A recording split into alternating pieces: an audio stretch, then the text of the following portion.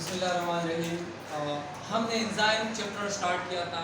इसमें हमने 2 models discuss किए थे। फर्स्ट वन है लॉक इन की मॉडल और सेकंड वन है इंड्यूस्ड मॉडल। और आज का जो लास्ट टॉपिक है इस चैप्टर में वो कौन से फैक्टर्स है जिसकी वजह से एंजाइम की एक्टिविटी इस पर असर पड़ता है। तो 3 मेन फैक्टर्स है, वैसे तो मुख्तलिफ है लेकिन 3 जो है ये मेजर है।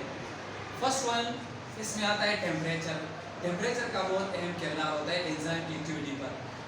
अगर टेम्परेचर स्लाइटली इंक्रीज हो जाए तो रेट ऑफ रिएक्शन इंक्रीज होता है एक खास पॉइंट तक। इसको कहते हैं ऑप्टिमम टेम्परेचर। ऑप्टिमम टेम्परेचर इस टेम्परेचर को कहते हैं जहाँ पर एंजाइम एक्टिविटीज सही तरीके से कर रहे हैं। हर एक ऑर्गेनिज्म का ऑप्टिमम टेम्परेचर अलग होता है, चाहे वो इंसान है, काऊ है, मैमल्स और जितने भी ऑर्गेनिज्म है, हर एक का ऑप्टिमम टेम्परेचर अलग है। अगर हम रेंज की बात करें तो मोस्टली एंजाइम 40 से लेकर 45 डिग्री सेंटीग्रेड तक इस रेंज में ये सही तरीके से काम करते हैं एंजाइम। अब अगर हम ह्यूमन की बात करें तो ह्यूमन का ऑप्टिमम टेम्परेचर 37 डिग्री सेंटीग्रेड है। जब ये 40 तक पहुंचता है तो इसके बाद डीनेचरेशन ऑफ एंजाइम होता है। जब 40 से भी एबव होता है तब हाई फीवर आता है और इसमें एंजाइम काम करना छोड़ देता है। इस प्रोसेस को कहते हैं डीनेचरेशन ऑफ एंजाइम। इसमें जो प्रोटीन है वो डीनेचर होता है, ख़त्म होता है।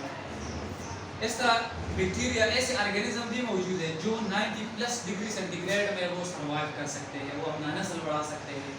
तो हर एक ऑर्गेनिज्म के लिए टेम्परेचर अलग होता है, चाहे वो बर्ड्स है, लोअर ऑर्गेनिज्म है, वर्टिब्रेट्स है, प्लांट्स है, एनिमल्स है, इवन दो ह्यूमंस, हर एक के लिए टेम्परेचर जो है वो अलग होता है। सिर्फ हमने ह्यूमन की एग्जांपल ली। ह्यूमंस सेंटीग्रेड में 37 है और फारेनहाइट में 96 समथिंग जो है वो ऑप्टिमम टेम्परेचर है। नेक्स्ट वन है पीएच। पीएच का भी इंपॉर्टेंट किरदार होता है एंजाइम की एक्टिविटी पर। पीएच में एंजाइम जो है वो सेंसिटिव होता है टू द पीएच। जब पीएच कम होता है तब भी एंजाइम पर असर पड़ता है, जब ज़्यादा भी होता है तब भी एंजाइम की एक्टिविटी पर इसका असर पड़ता है। सब एंजाइम जो है एसिडिक एनवायरनमेंट में जिस तरीके से काम करते हैं और जो ऐसे एंजाइम जो बेसिक जो अल्कलिनिटी एनवायरनमेंट में वो काम करते हैं। ऑप्टिमम जो पीएच है ये राउंड अबाउट 6 to 8 है। ये मैंने नहीं लिखा था। ऑप्टिमम पीएच जो है ये 6 to 8 ऑप्टिमम टेम्परेचर है पीएच है। और एंजाइम, अब हमारे स्टमक में एक एंजाइम में हमने ऑलरेडी डिस्कस भी किया है कि ये 12 पीएच पर बेस्ट काम करते हैं। इस तरह ट्रिप्सिन 8 पीएच पर काम करते हैं। तो ये रेंज भी मुख्तलिफ होता है एंजाइम का पीएच का। क्लियर? स्टमक में अलग होता है पीएच, इंटेस्टाइन में अलग होता है और हमारे सेल्स के अंदर पीएच जो है वो अलग होता है। तो ये आपने याद रखना है फॉर एमसीक्यूज। नॉर्मल जो ऑप्टिमम रेंज ऑफ पीएच है वो 6 से लेकर 8 तक है। लास्ट वन है सबस्ट्रेट कंसंट्रेशन। अब सबस्ट्रेट कम होना या ज़्यादा होना भी रेट ऑफ रिएक्शन पर इसका असर पड़ता है। इंक्रीज सबस्ट्रेट, जब सबस्ट्रेट इंक्रीज हो जाए तो रेट ऑफ रिएक्शन भी इंक्रीज होता है, लेकिन ये एक खास पॉइंट तक पहुंच जाता है। इसको कहते हैं सैचुरेटेड पॉइंट। सैचुरेटेड पॉइंट वो होता है इसमें एक्टिव साइट जो है आप एंजाइम अनअवेलेबल होता है या नॉट अवेलेबल।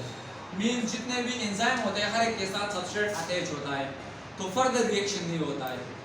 सबस्ट्रेट ज़्यादा होता है, एक्टिव साइट कम होता है। इस प्रोसेस को कहते हैं सैचुरेशन पॉइंट। ये भी एमसीक्यूज के लिए अपने याद रखना है। लास्ट में जब सैचुरेशन पॉइंट तक ये पहुंच जाता है इस प्रोसेस को कहते हैं रेट ऑफ रिएक्शन कम होता है, लो होता है, क्योंकि फर्दर एंजाइम एक्टिव साइट जो है वो अवेलेबल नहीं होता है। रेट ऑफ रिएक्शन डाउन होता है। इस प्रोसेस इससे भी एंजाइम या रेट ऑफ रिएक्शन पर इसका असर पड़ता है। तो ये 3 आपने याद रखें, temperature, pH and concentration of substrate. उम्मीद करता हूँ कि आप इस वीडियो को लाइक करेंगे, शेयर करेंगे और हमारे चैनल को जरूर सब्सक्राइब करेंगे। Thanks so much for watching.